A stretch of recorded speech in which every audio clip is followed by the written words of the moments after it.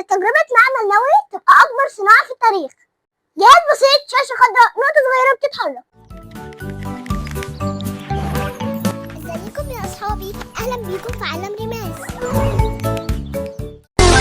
محدش كان متخيل ان النقطة دي هتبقى بداية عالم بفلوس انتاج اكتر من السينما والمزيكا.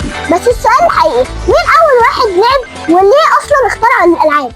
القصة بدأت سنة 1947 مع اختراع اسمه كافن جاي تيوب اميسيومنت ديفايس. كان عبارة عن جهاز بدائي بيحاكي اطلاق صواريخ على الشاشة، لكن ما كانش لعبة بالشكل اللي نعرفه، كان تجربة علمية.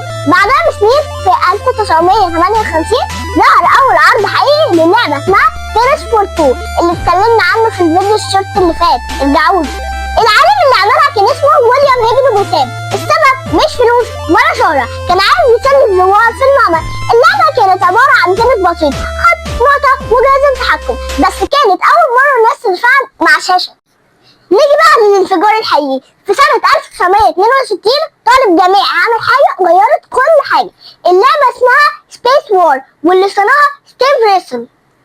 كانت حرب فضاء بين سفينتين، ولأول مرة فيها جرافيك متحرك، تحكم حقيقي، تنافس. هنا بدأ مفهوم الجيمر يتولد. في السبعينات ظهر اسم هتقابله كتير، نولان باشنل. الراجل ده أسس شركة أتاري وأطلق لعبة بونج، لعبة تنس بس إلكترونية، حققت نجاح مجنون والناس بدأت تحط فلوس عشان تلعب، وهنا الألعاب بقت بزنس. وفي أواخر السبعينات ظهر جهاز غير كل حاجة، أتاري 2600. بقى عندك جيمز في البيت، مش محتاج تروح صالة ألعاب.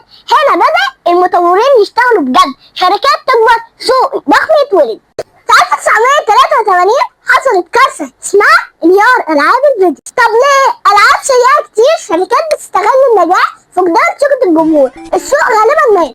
الإنقاذ الياباني. فجأة من اليابان ظهر العملاق نينتندو وأطلقت جهاز اسمه NES أو نينتندو انترتينمنت سيستم، ومعاه جت لعبة غيرت التاريخ، سوبر ماريو بروس.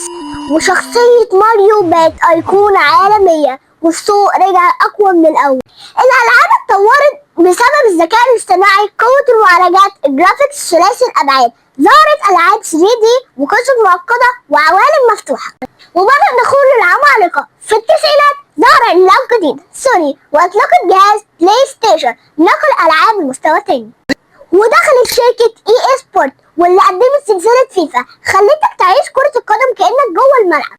مش الأجهزة وبس، لكن الناس اللي وراها، المبرمجين والمطورين بيكتبوا ملايين الأسطر من الكود، بيصمموا فيزيكس، بيخلقوا الذكاء الاصطناعي.